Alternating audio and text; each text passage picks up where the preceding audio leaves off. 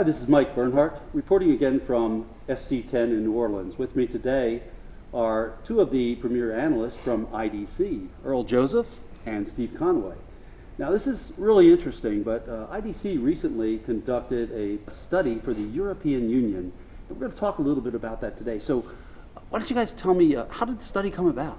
Sure. So the EU asked us to bid on a project, and the concern in the EU is that high-performance computing is crucial for future scientific advancement and job creation. And when they kind of looked around the world, they realized that they're investing a lot, but a lot of other people like China and the United States, and even Russia now, are investing at a much faster growth rate. And this is part of a much larger infrastructure thing the EU is looking at doing, and that's really how do you take your society and move them forward. And some of the folks in the EU even said that, think about 10 years from now.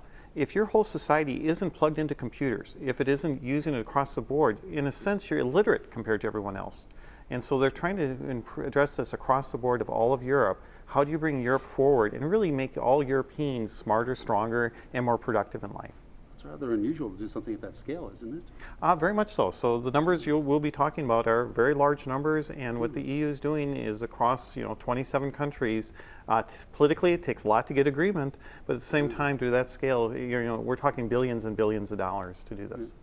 How long did it take to conduct the study? It took us roughly 12 months. So we started last December, kind of formally pushed it in starting in January, but actually started the concepts and putting the pieces together about a year ago. And so were there any surprises that came out of it, something that you found interesting? I think the most major finding was that just in 2 years, between 2007 and 2009, the HPC spending within Europe for the largest class of systems, supercomputers, fell 10 points, their share of global spending, from about 34% to about 24%.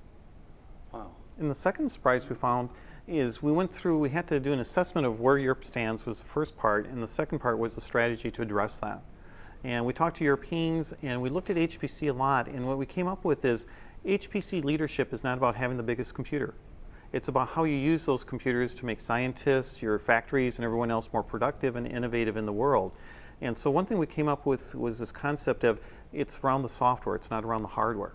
And to develop leading-edge software to take it forward, we're suggesting that Europe builds a number of new centers, 6, 7, or 8 would be great, to do core hardware, software development, but to move your software from where it is today. A lot of software scales for only 4 cores, 8 cores, or 100 core, but take all those software applications and move them to a 1,000 core world or a 10,000 core world.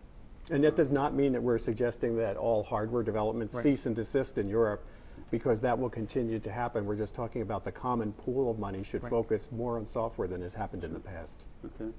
So, wow, sounds like a lot of money is involved. Can you break out some of the cost? Sure. So our recommendation to the EU, and we hope they follow it, is that as quickly as possible, within 3-4 years, is to start spending on the order of 600 million euros more every year.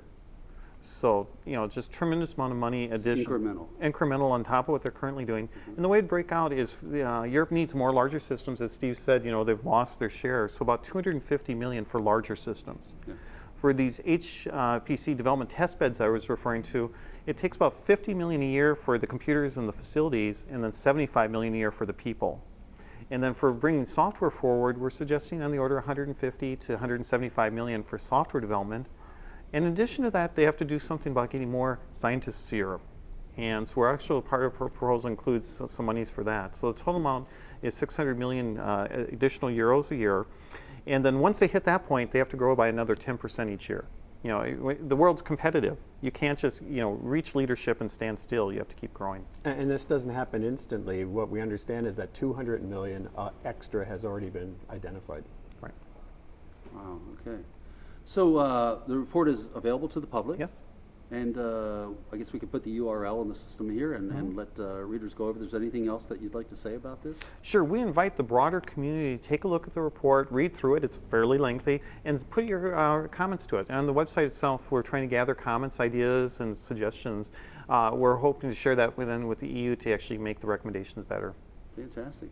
So go check out this report on the IDC's recommendations for the European Union. And give them some feedback. And thank you very much, guys, for joining us today. Great. Well, thank you very much, Mike. We appreciate it. See you next year in Seattle. Sounds good. All right.